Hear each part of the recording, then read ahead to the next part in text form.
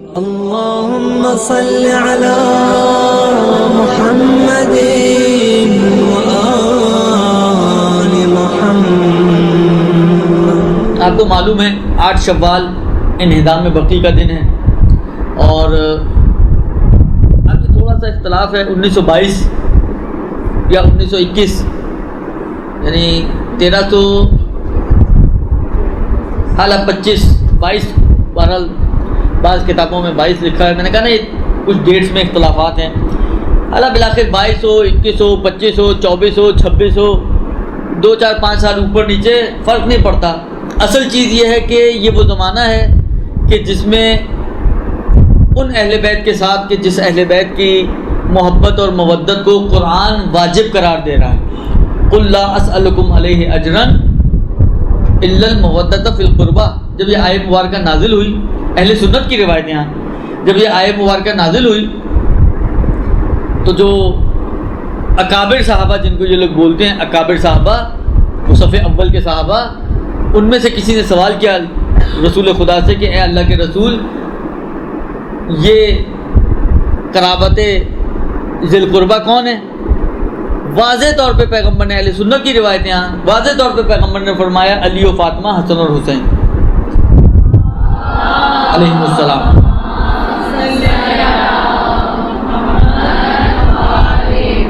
دیکھیں روایت کا جملہ یہ کہ یہ کون ہے کہ جن کی مودت اور محبت کو ہم پر واجب قرار دیا جا رہا ہے؟ جو اطراف رسول میں بیٹھے ہیں، جب رسول نے اس آیت کو بیان کیا ہے تو وہ بھی یہ سمجھ رہے ہیں کہ پیغمبر وجوب کی بات کر رہے ہیں، واجب ہے، ضروری ہے۔ انہوں نے یہ اعتراض نہیں کیا کہ اے اللہ کے رسول یہ مستحب ہے یا واجب ہے یا مکروہ ہے یا مباح ہے یا کیا ہے۔ واجب سمجھتے ہوئے سوال کر رہے ہیں کہ جن کی واجب قرار دی جا رہی ہے یہ کون ہے؟ مصداق کو طے کیا جا رہا ہے، وجوب میں کوئی ڈسپیوٹ نہیں کیا گیا۔ لہذا اللہ کے رسول نے مصداق کو معین کر کے کہا کہ جن کی محبت کو واجب قرار دیا جا رہا ہے وہ یہ افراد ہیں۔ اللہ کے رسول نے بھی نہیں کہا کہ دیکھو غلط فہمی میں مبتلا نہ ہو، وجوب کی بات نہیں ہے یہاں پر، استحباب کی بات ہے۔ دیکھیں ہمارے علمیات میں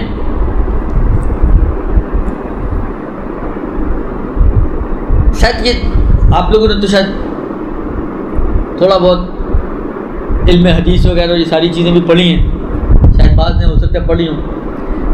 تقریر معصوم سنا یہ کبھی؟ ایک تقریر وہ ہوتی ہے جو ہم لوگ کرتے ہیں، وہ نہیں ہے تقریر، یہ وہ والی تقریر نہیں ہے۔ تقریر معصوم پتہ ہے کسی کو کیا ہوتی ہے؟ یہ تو میں نے بتا دیا کہ یہ بولنے والی تقریر نہیں ہے۔ جی کچھ سمجھ نہیں آ رہا؟ ہاں یہ الٹی ہے بالکل۔ ہمارے میں بولنے کو تقریر کہتے ہیں، اس تقریر معصوم سے مراد امام کا خاموش رہنا تقریر ہے۔ مثلا فرض کریں امام علیہ السلام کے سامنے، حالانکہ ایک مثال میں صرف فتویٰ نہ نکالیے گا، اسے صرف مثال ہے، درست؟ فرض کریں کہ آپ امام علیہ السلام کے سامنے گئیں اور آپ کی گردن یہاں تک پھٹی تھی، ٹھیک ہے، اور امام علیہ السلام نے آپ کو ٹوکا نہیں، خاموش رہے، دیکھا امام نے، تقیہ بھی نہیں تھا، کوئی مشکل بھی نہیں تھی، یعنی امام علیہ السلام بول سکتے تھے مگر نہیں بولے، تو یہ جو امام خاموش رہے اس سے سمجھ میں آتا ہے کہ یہ حصہ اس کا مطلب ہے کھولنا جائز ہے۔ اس کو کہتے ہیں تقریر معصوم۔ امام علیہ السلام کا نہ بولنا نہ ٹوکنا یہ دلالت کرتا ہے اس بات کے اوپر کہ مسئلہ شرعی اتنا ہی ہے جتنا وہ دیکھ رہے ہیں۔ سمجھ میں آئی بات؟ اگر یہ وجوب نہ ہوتا، اسی کا ایک مصداق یہ بھی ہے کہ اگر آپ واجب سمجھ رہے ہیں اور واجب سمجھتے ہوئے امام سے یا پیغمبر سے سوال کر رہے ہیں اور امام اور پیغمبر آپ کی اس غلط فہمی کو دور نہ کریں، کہیں نہیں واجب نہیں ہے بھائی یہ مستحب ہے، تو اس غلط فہمی کا دور نہ کرنا دلالت کرتا ہے کہ یہ واجب ہی ہے، اس کا مطلب ہے۔ اس کو کہتے ہیں تقریر معصوم۔ پیغمبر جیسی ہستی، ان سے سوال کیا جا رہا ہے کہ جن کی مودت واجب قرار دی جا رہی ہے یہ کون ہے؟ پیغمبر نے کہا کہ پہلے تو میں تمہیں یہ کلیئر کر دوں کہ یہ واجب نہیں ہے بھائی۔ پیغمبر نے بھی ان کے ذہنوں میں جو وجوب آیا ہے اس وجوب کو مانتے ہوئے مصادیق کو معین کیا ہے کہ اس سے مراد یہ 4 ہستیاں ہیں۔ اس کا مطلب کیا ہوا کہ پیغمبر بھی اس بات کو مان رہے ہیں اور لوگوں تک یہ پیغام گویا پہنچا رہے ہیں اپنی تقریر کے ذریعے سے کہ واجب ہے ان کی مودت اور ان کی محبت.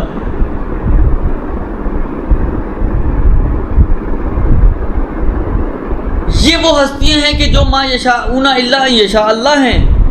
یہ مظہر صفات پروردگار عالم ہیں. یہ کمالات پروردگار عالم کا مظہر ہیں. یہ مخزن علم رسول خدا پروردگار عالم ہیں. یہ وہ ہستیاں ہیں کہ جو معدن وحی ہیں. کیا یہ شعائر خدا میں شامل نہیں ہو سکتی؟ وَمَن يُعَظِّمْ شَعَائِرَ اللَّهِ فَإِنَّهَا مِن تَقْوَى الْقُلُوبِ. دیکھیں قرآن نے عجیب یعنی واقعاً آپ غور کریں. یعنی یہ میں آپ کی خدمت میں عرض کروں واقعاً بغض آل محمد کے علاوہ اور کچھ نہیں ہے. واقعاً اس کے علاوہ اور کچھ نہیں ہے. وَإِلَّا آپ مجھے یہ بتائیں کہ وہ قرآن کہ جو کہہ رہے ان الصفا والمروہ من شعائر اللہ، صفا اور مروہ شعائر خدا میں سے ہیں. صفا اور مروہ کیا ہے؟ دو پہاڑیاں. وہ قرآن یعنی واقعاً عجیب مرحلہ فکر ہے. وہ قرآن جو یہ کہہ رہا ہے کہ بدنا اس اونٹ کو کہتے ہیں کہ جو قربانی کے لیے لے کے جایا جاتا ہے حج کے موقع پر، اس کو شاعر خدا میں سے قرار دے رہا ہے. وہ پٹا جو حیوان کے گلے میں ڈالا جاتا ہے قربانی کے جو مینا میں قربان کیا جاتا ہے، اس کے گلے میں پٹا ڈالا جاتا ہے قلادہ، اس پٹے کو شاعر خدا میں سے قرار دے رہا ہے.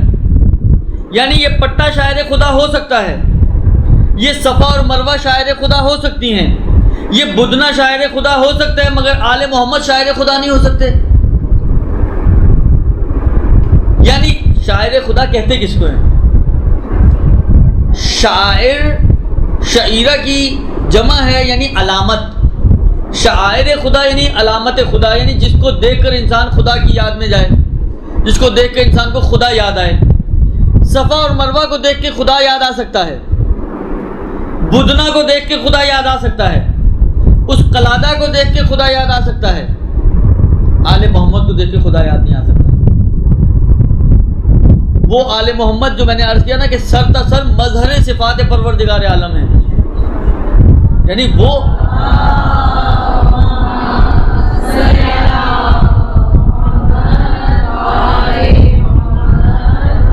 وہ تو اگر شعائر الہی کی مصادیق معین کیے جائیں تو وہ تو سب سے بڑا مصداق ہوگا اور سب سے اہم مصداق ہوگا شاعر خدا کا، جو مجسم چلتا پھرتا لوگوں کو دین یاد کرانے والے ہیں.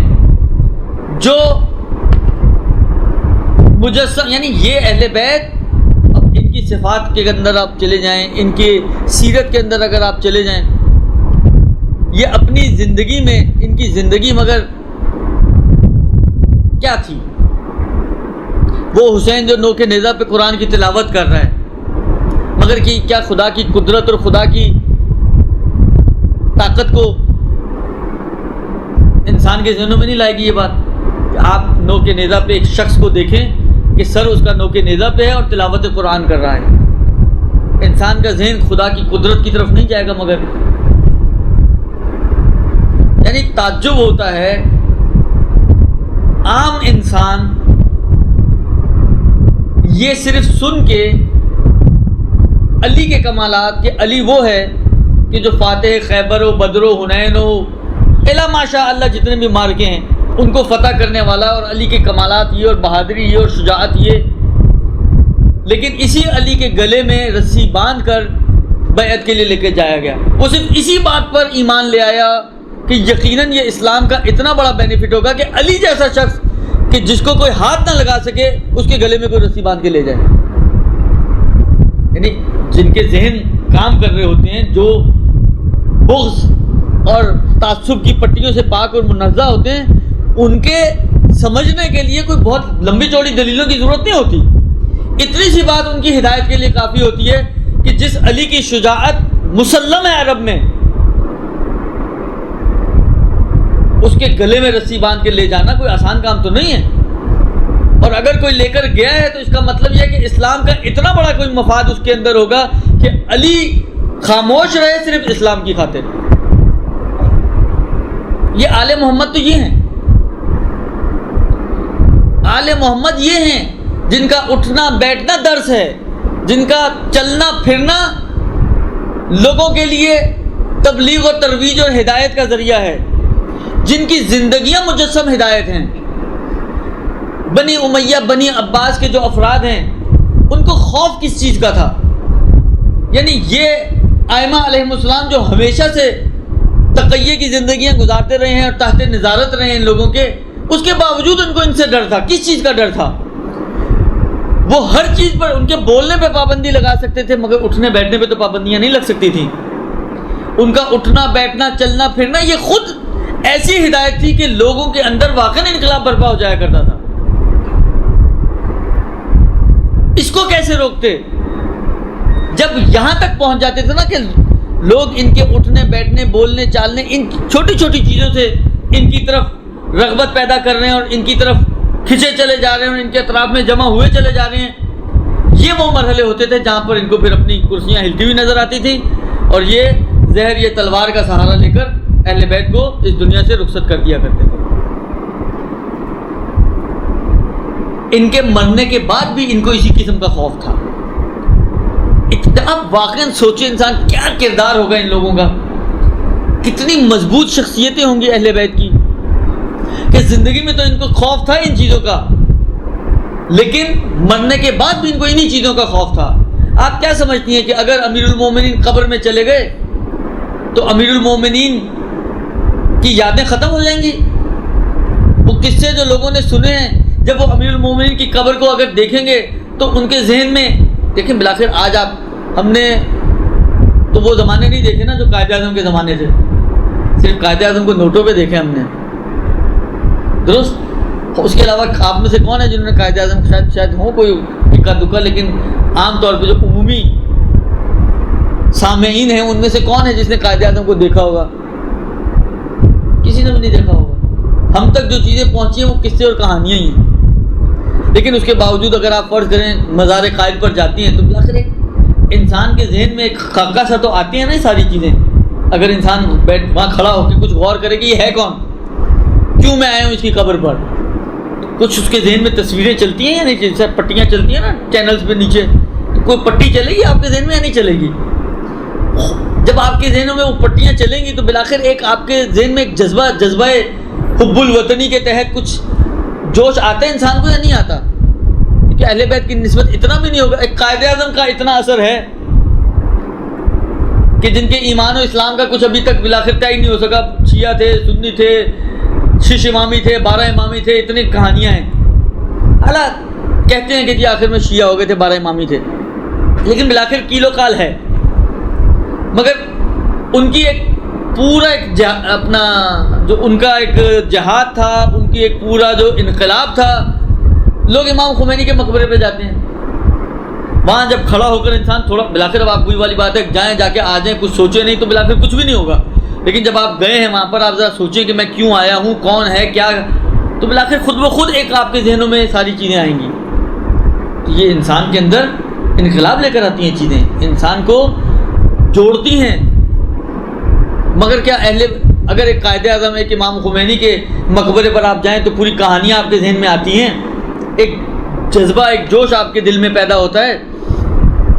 تو کیا اگر کوئی آپ اہل بیت میں سے کسی کے مقبرے پہ کھڑی ہوں، امیر المومنین کے مزار پہ کھڑی ہوں، امام حسین کی قبر پہ کھڑی ہوں، ائمہ کی قبروں پہ کھڑی ہوں، ان کے مزارات پہ کھڑی ہوں، تو آپ کے ذہن میں کچھ نہیں آئے گا؟ ان کو ان کا خوف تھا. ابھی بھی ڈرتے ہیں یہ ڈرتے ہیں یہ. لہذا آغائے بزرگ تہرانی اپنی کتاب ذریعہ میں ان کا کہنا یہ ہے، ایک مطلب انہوں نے نقل کیا ہے، فرماتے ہیں کہ 1344 میں، کیونکہ بہت سارے آپ اگر میٹر پڑھیں گے نا اس کے بارے میں، انہدام میں بقی کے بارے میں، تو اس میں یوں آیا ہے کہ جب آل سعود نے اطراف مکہ و مدینہ میں قبضہ کیا ہے اور اپنے قدم جمائے ہیں تو اب ان کا ٹارگٹ یہ مقبرے تھے. لہذا انہوں نے ظاہراً کچھ افراد کو مدینے بھیجا فتوے لینے کے لیے، اور کچھ فتوے بھی انہوں نے نقل کیے، اور ان فتووں کے تحت جب فتوے جمع ہو گئے انہوں نے ان مزارات کو پھر مسمار کیا۔ اچھا دیکھیں، میں آپ کو بتاؤں، ابھی بھی ہم سوالات کرتے ہیں مجتہدین سے، ڈپینڈ کرتا ہے آپ سوال کیا کرتی ہیں، جواب اس کے اوپر ڈپینڈ کرتا ہے۔ مثلا فرض کریں آپ آغا سیستانی کو جواب سوال لکھیں، ایک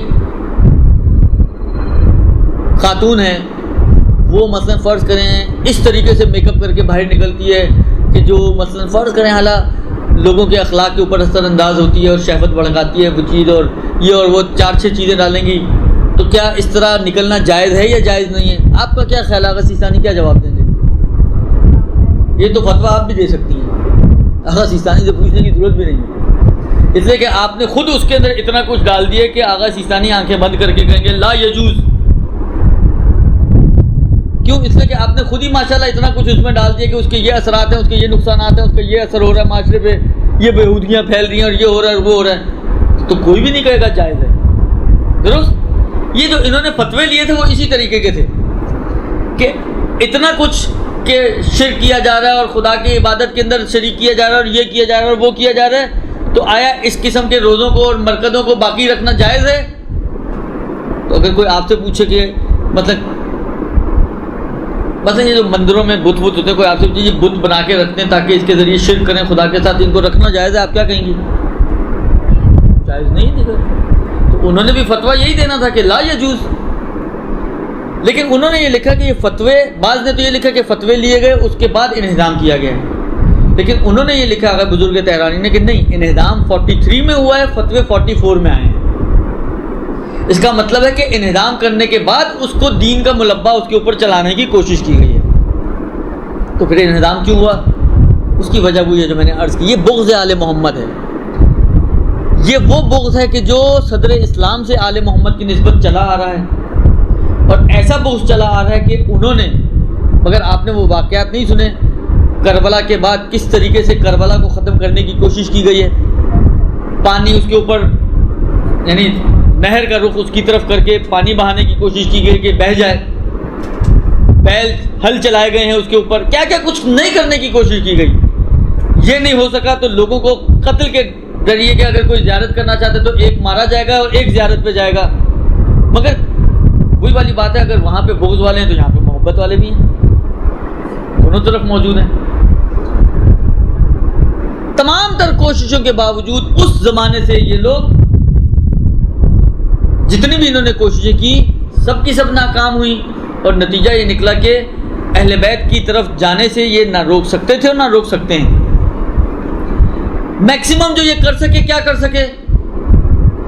میکسیمم جو یہ کر سکے وہ یہ کر سکے کہ انہوں نے مینار، جو قبے بنے ہوئے تھے ان کے اوپر، عمارتیں بنی ہوئی تھیں ان کے اوپر، ان کو منہدم کر دیا۔ اچھا مزے کی بات آپ کی خدمت میں عرض کروں، ایک کتاب ہے اگر آپ لوگوں نے دیکھی ہو، 101 دلچسپ مکالمے، نہ دیکھی ہو تو ضرور دیکھیں، لیکن خرید کے دیکھیے گا، درست اچھی کتاب ہے، مناظرے ہیں اس میں۔ تو مجھے اب یاد پڑتا ہے اس میں ایک مناظرہ دیا ہوا ہے اسی بقی کے حوالے سے اور قبروں کو منہدم کرنے کے حوالے سے۔ وہ جس روایت کے ساتھ تمسک کرتے ہیں، ایک روایت لے کر آتے ہیں، اول تو اس کی سند میں خدشات ہیں، اتنا بڑا کام آپ کرنے جا رہے ہیں، بالآخر اس کے پیچھے کوئی ایسی روایت تو ہو جو سندی طور پر قابل قبول ہو۔ اس کی سند میں خدشہ ہے، سند قابل قبول نہیں ہے، وہ اپنی جگہ پر، لیکن بالآخر ایک روایت لے کر آتے ہیں جو امیر المومنین علی بن ابی طالب علیہ السلام سے نقل ہوئی ہے،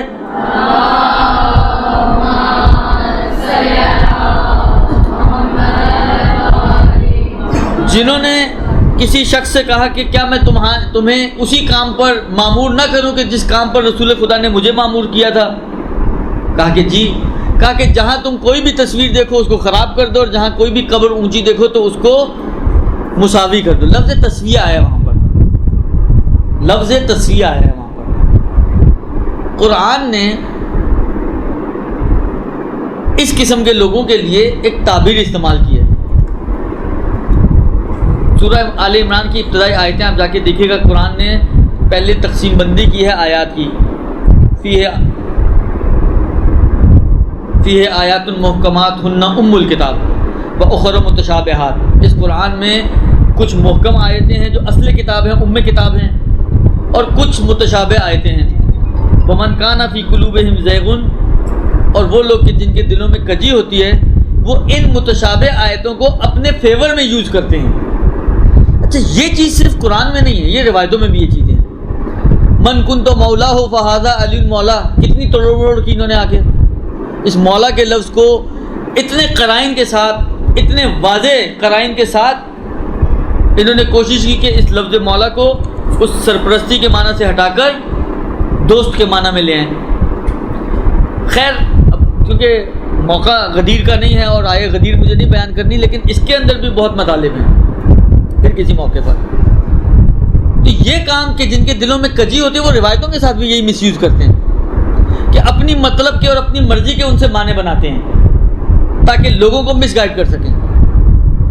دیکھیں اس زمانے میں جو رسم تھی وہ یہ تھی کہ قبروں کو جس طرح اونٹ آپ نے دیکھے، کلفٹن گئے ہوں گے آپ لوگ تو نہیں گئے، حالانکہ جب جاتے ہیں جائیں تو دیکھیے گا اونٹ کی کوہان ہوتی ہے نا، کس شیپ میں ہوتی ہے؟ اونٹ کی کوہان اس شیپ میں ہوتی ہے۔ اس زمانے میں قبریں اس شیپ میں بنائی جاتی تھیں، اس کو شریعت نے منع کیا ہے۔ تسویہ کرو یعنی کوہان کی شکل نا لیول پہ رکھو برابر، نہ یہ کہ زمین کے لیول کے ساتھ ختم کر دو اس کو۔ یہ لوگ جو معنی میں گڑبڑ کرتے ہیں وہ کیا کرتے ہیں، تسویہ کا معنی یعنی زمین لیول پر لے آؤ، زمین بوس کر دو، یہ مراد نہیں ہے۔ تسویہ کا معنی ہے کہ اس کو اس کوہان کی شکل میں نہ بناؤ قبر کو، بلکہ اس کو اوپر سے پلین کر دو۔ یہ امیر المومنین اگر اس روایت کو مان لیا جائے، میں نے کہا نا اولاً تو سند ہی خراب ہے، حالانکہ تھوڑی دیر کے لیے سند کو سائڈ میں رکھ دیں، آپ مان لیں کہ سند ٹھیک ہو گئی چلیں، لیکن بالآخر دلالت اور معنی بھی تو دیکھنا نا ہمیں کیا ہے۔ اس کا معنی یہ ہے کہ پیغمبر امیر المومنین کو یا اس صحابی کو یہ بول رہے ہیں کہ جاؤ اگر کوئی قبر تمہیں اس کوہان کی شکل پہ نظر آئے تو اس کو اوپر سے پلین کر دو۔ اس میں کہاں لکھا ہوا ہے کہ جی جو عمارت اس کے اوپر بنی ہوئی ہے اس کو توڑ دو؟ کہاں ہے اس روایت میں کہ عمارتوں کو توڑ دو؟ لہذا جس روایت کا یہ سہارا لیتے ہیں سندن اور دلالتن، دلالتن یعنی معنی کے اعتبار سے، دونوں اعتبار سے اس کے اندر خدشہ ہے، مشکل ہے، سند بھی قابل قبول نہیں ہے، دلالت بھی قابل قبول نہیں ہے۔ دلالت جو ہے اس میں یہ لوگ استعمال نہیں کرتے، جو یہ بناتے ہیں وہ دلالت اس میں موجود نہیں ہے، درست؟ بس کوئی بھی ان کے پاس شرعی جواز نہیں ہے ان بنا اور مزارات کو منہدم کرنے کا۔ صرف ایک چیز ان کے دل میں ہے اور جو چیز ہو سکتی ہے وہ ان کا بغض ہے کہ جو سبب بنا کہ آل محمد دنیا میں تو ان کو اذیتیں پہنچاتے رہے، زندگی میں تو ان کو پریشان کرتے رہے، مگر زندگی کے بعد جب وہ اس دنیا سے رخصت ہو گئے اس کے بعد بھی ان کے مزارات کی بے احترامی کی، ان کے مزارات کو منہدم کیا اور اپنے بغض کا اظہار کیا۔ بقول آغا بزرگ تہرانی کے یہ پہلے ہوا ہے اور فتوے بعد میں آئے۔ پروردگار تو اپنی نشانیاں دکھاتا ہے، پروردگار تو اپنے قدرت کے کرشمے دکھاتا ہے۔ اتنی مدت گزر گئی، اتنی مرتبہ خانہ کعبہ ٹوٹ کے بنایا گیا، مگر کیا وہ نشان مٹ سکا جس میں امیر المومنین جہاں سے ان کی والدہ داخل ہوئی تھی؟ آج بھی وہ نشان موجود ہے۔ اتنی کوششیں، اتنی زحمتیں کرنے کے باوجود، اور عجیب نظام ہے بس پروردگار عالم کو، واقعاً بڑا عجیب نظام ہے۔ غلاف کعبہ اگر یہ نیچے رہے حج کے ایام میں تو کیا ہو؟ کوئی بھی نہیں دیکھ پائے، کسی کو پتہ ہی نہیں چلے کہاں ہے نشان۔ اچھا ہمارے کہنے سے تو یہ اوپر اٹھائیں گے نہیں، اتنے شریف تو ہے نہیں یہ لوگ، درست؟ مگر پروردگار عالم کا نظام الہی دیکھیں آپ، کیونکہ غلاف کعبہ ہے، لہٰذا تبرک کا تو ہمارے لوگوں کو تو ماشاءاللہ بڑا شوق ہوتا ہے، وہ تو لوگ نہ چھوڑیں، تو اس ڈر سے کہ اس کو لوگ کاٹ کے نہ لے جائیں وہ مجبور ہے اس کو اوپر کرنے پر۔ حج کے ایام میں کبھی آپ کعبے کو دیکھیں ہمیشہ غلاف اوپر ہوگا، وہ مجبور ہے اس کو اوپر کرنے پر، اس لیے کہ اگر وہ اوپر نہ کریں تو لوگ نہیں چھوڑیں گے، اور لوگوں سے بچانے کے لیے وہ اوپر کرنے پہ مجبور ہیں، اور جب وہ اوپر ہوتا ہے تو وہ نشان جو امیر المومنین کی جائے پیدائش ہے، جہاں سے امیر المومنین کی والدہ گرامی قدر گئی بھی اور آئی بھی، وہ نشان سب لوگوں کے لیے روشن ہو جاتا ہے۔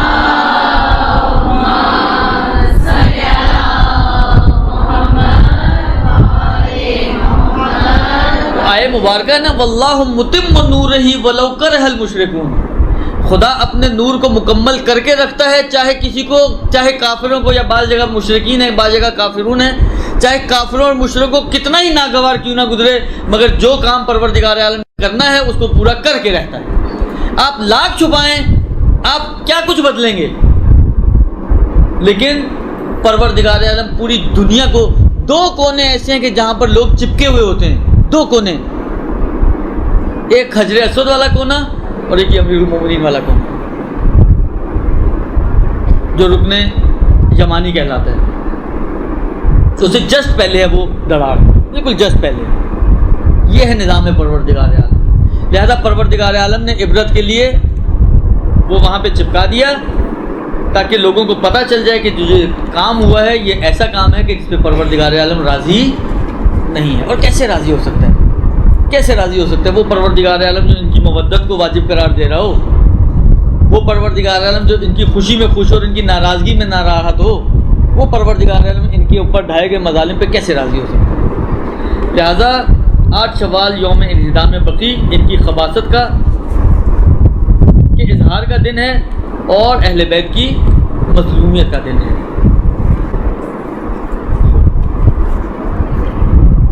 دعائے افتتاح کیا ماہ رمضان میں پڑھنے کے علاوہ دیکھیں عنوان دعا پڑھنے میں کوئی حرج نہیں ہے، آپ کا یہ قصد نہ ہو کہ یہ انہی دنوں کی دعا ہے، دعا تو رمضان سے مخصوص ہے، لیکن عنوان دعا پڑھنے میں کوئی حرج نہیں ہے۔ اگر ہاتھ پر مہندی لگی ہے تو بہت پرانا سوال ہے، اتنا پرانا کہ مجھے تو جواب دینے کا بھی موڈ نہیں ہو رہا میرے، یہ اتنی دفعہ میں بتا چکا ہوں، میرے اپنے خیال میں یہ مشکل نہیں ہے، آپ کر سکتے ہیں مجھے۔ اگر کسی کو علم نہ ہو کہ ماہ رمضان میں جو روزے قضا ہوتے ہیں،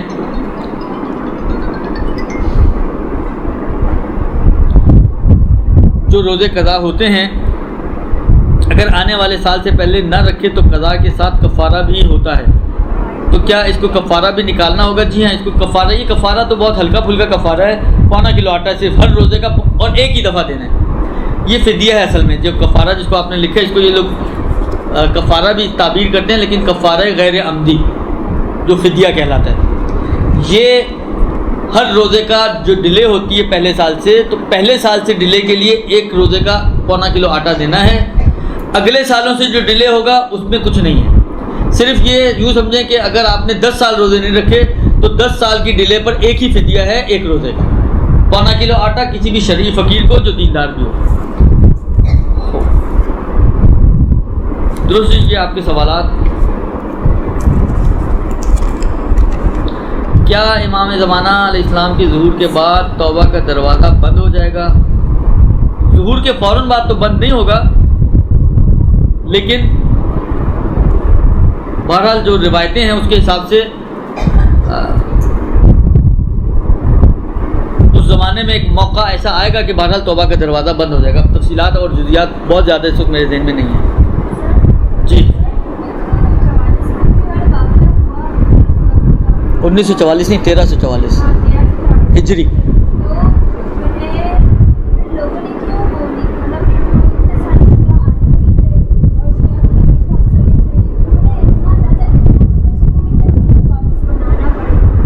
وہ لوگ دیکھیں، عرض کروں حکومت ان کی ہے، اور حکومت میں یہ لوگ تلوار کے بھی قائل ہیں، تو یہ لوگ ان چیزوں کو پھر کیئر نہیں کرتے ہیں کہ سامنے کون ہے، لہذا ابھی بھی آپ جائیں وہاں پر، اگر دعا پڑھ لیں یا کسی سے زیادہ چہرہ بحث کریں، اٹھا کے لے جاتے ہیں لوگ، تو کیونکہ ان کی اپنی حکومت تھا، کنٹرول ان کا تھا، اس لیے بلاخر آپ کتنے عرصے سے فلسطین کے لیے، قبلہ اول کی آزادی کے لیے پروٹیسٹ کر رہی ہیں، کیا ہوا نتیجہ؟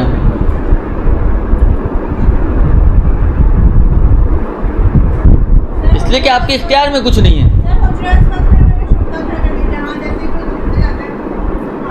حضرت مختلف جگہوں پہ انہوں نے کھڑے کیے، دیکھیں میں نے کہا نا کہ مسئلہ ہے کہ حکومت ان کے ہاتھ میں، اختیارات ان کے پاس ہیں، ان کی پولیس ہماری پولیس کی طرح نہیں ہے، ان کی پولیس کو آپ کچھ بول دیں، سمجھے آپ نے حکومت کو کہہ دیا، اور سمجھے آپ نے حکومت کی مخالفت کر دی. وہ بہت اسٹرکٹ ہیں اس مسئلے میں. یہ لوگ سب کچھ کر لیں گے، پولیس کی انگلی بھی نہیں لگا سکتے لوگ. جو اتنی اسٹرکٹنیس ہو تو آپ کیا کر سکتے ہیں؟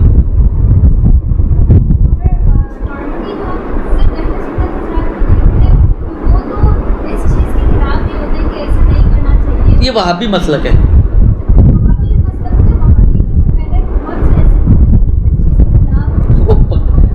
وہ صحیح وہابی نہیں ہوں گے، 2 نمبری وہابی ہوں گے. وہ اصل جو مسلک وہابیت ہے یہ ابن تیمیہ کا شاید کوئی شاگرد تھا، وہاں سے سلسلہ یہ شروع ہوا ہے انہدام کا. اس نے یہ کہانی شروع کی تھی. تو وہ بھائی دیکھیں ان کا جو رسمی مذہب جو ہے وہ وہی وہابی لوگوں کا ہے نا. آل سعود وہابی لوگ ہیں سارے، سنی تو نہیں ہیں. لہٰذا اس لیے وہاں پر مشکلات ہیں بہت. آپ کھڑے ہو کے دعا نہیں پڑھ سکتی ہیں، آپ کھڑے ہو کے زیارت نہیں کر سکتی، آپ کسی زری کو ہاتھ نہیں لگا سکتی، اور کیا آپ واپس قبریں بنانا چاہتی ہیں؟ یعنی جو آپ یہ نہ کر سکیں، یہ چھوٹی قبریں بنانے کی نسبت اس کی کیا ویلیو ہے؟ بھائی ان کا مذہب ہے، ان کا دین ہے، ان کی شریعت ہے. اب جس سے فرض کریں ابھی میں آپ کی خدمت میں کروں، مثلا ایران ہے، ایران کی ایک فورس ہے گشت ارشاد کہلاتی ہے. ان کا کام وہی امر بالمعروف و نہی عن المنکر ہے. اب فرض کریں کہ ایک بے پردہ خاتون کو وہ روکے ٹوکیں، آپ کہیں گے یہ تو غلط ہے نا، وہ گھومنے جا آپ کا کیا جاتا ہے؟ جس طرح یہ کرتے ہیں امر بالمعروف کے نام سے، وہ بھی کرتے ہیں امر بالمعروف کے نام سے. کہتے ہیں کہ بھائی آپ بدعت کر رہی ہیں، گناہ کر رہی ہیں، تو روکنا ہماری ذمہ داری ہے، لہٰذا ہم روکیں گے، آپ کو نہیں کرنے دیں گے، پابندیاں لگائیں گے. یہ مسئلہ ہے. وہ یہ سارے کام کرتے ہیں دین و مذہب کے نام پر.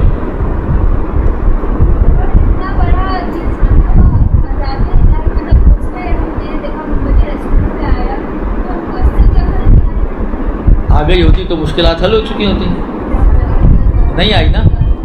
میں نے کہا نا کہ عبرت وہ لوگ حاصل کرتے ہیں کہ جن کے دلوں میں اتنی وسعت ہو. من کان فی قلوبہم زیغ، کچھ ایسے لوگ ہوتے ہیں جن کے دلوں میں کجی ہوتی ہے. ختم اللہ علی قلوبہم وعلی سمعہم وابصارہم.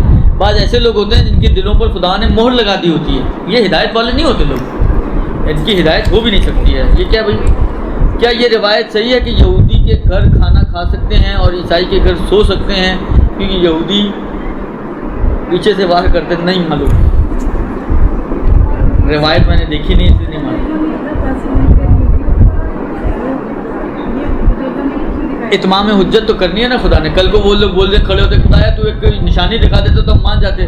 جس طرح وہ لوگ یہ مشرکین مکہ آ کے پیغمبر کو نہیں کہتے تھے، پیغمبر بیٹھے یہ جو شق قمر کا واقعہ ہوا، پیغمبر کا کہ بھائی جادو اگر چلتا ہے تو زمین پہ چلتا ہے، آسمان پہ نہیں چلتا. اگر آپ چاہتے ہیں مسلمان ہو جائیں کوئی آسمان کا معجزہ دکھائیں.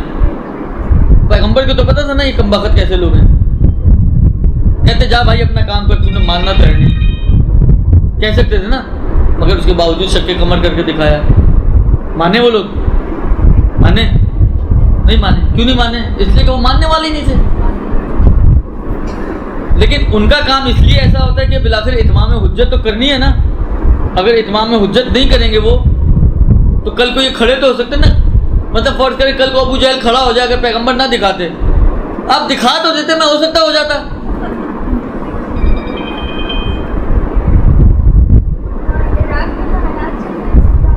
اللہ ان کی حالت بہتر کرے انشاءاللہ. دعا ہی کر سکتے ہیں اور کیا کر سکتے ہیں. حالات جو خراب ہیں عراق کے، بہرحال دعا ہے ہماری کہ پروردگار وہاں پہ بھی یہ ان کا وہابیوں کا مسئلہ ہے. داعش وہی وہابی مسلک ہے.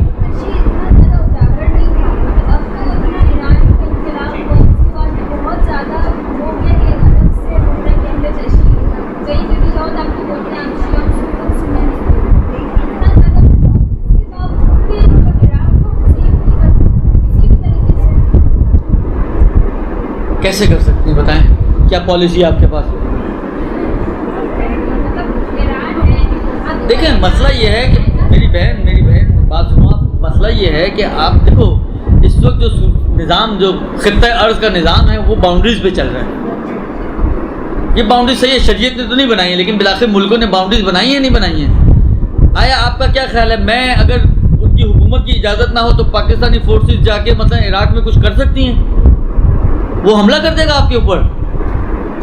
آپ کی اجازت نہ ہو، اگر آپس کی ان کی کوآرڈینیشن نہ ہو تو کیا مثلا آپ کی فوجیں شام میں جا کے کام کر سکتی ہیں؟ نہیں کر سکتی ہیں.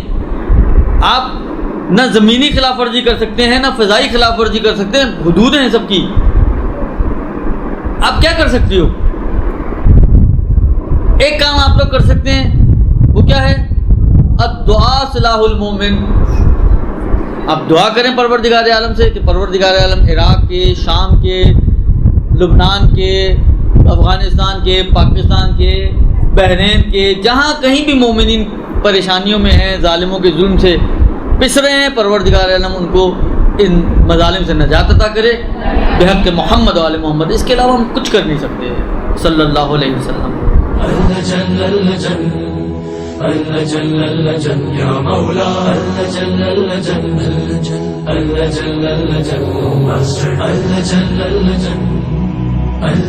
يا صاحب السماء